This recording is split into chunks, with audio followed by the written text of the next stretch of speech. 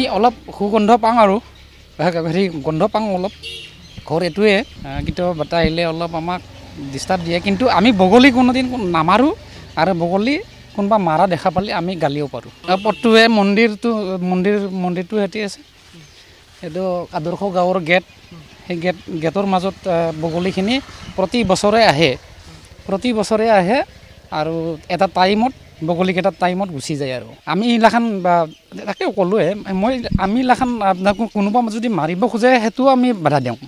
আৰু দুৰ্গন্ধ বাচনা ওলালেও আমি এইগিলাখান নাভাবোঁ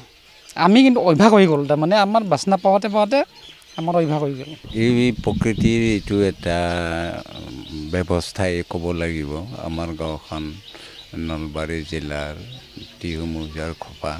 গাঁও চুবুৰী প্ৰকৃতি আমাৰ প্ৰতি বছৰে বহাগৰ পৰা আমাৰ এই বাথৌ মন্দিৰত যিখিনি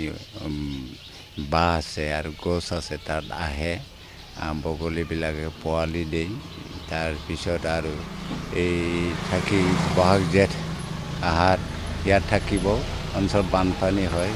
মাছ চেকুৰিবিলাক খাই সিহঁতে ডাঙৰ দীঘল হয় বৰ্তমান ইয়াতে প্ৰকৃতিৰ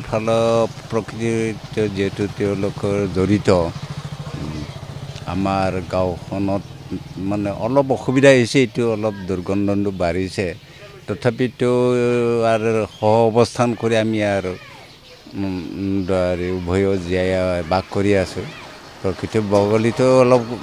দুৰ্গন্ধ ওলাবই স্বাভাৱিক তথাপিও এটা সৌন্দৰ্য অলপ বাঢ়িছে চৰাই প্ৰতি বছৰে মানুহবিলাকেও ভাল লাগে আৰু ৰাতিপুৱা হ'লে ইয়ালৈ ৰাতিপুৱা বহুত চৰাই আহে বিশেষকৈ হাইতাবিলাক ইয়াত শ হাইতা ৰাতিপুৱা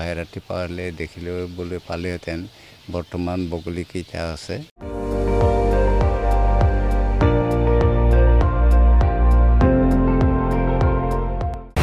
আপুনি চাই আছে ND24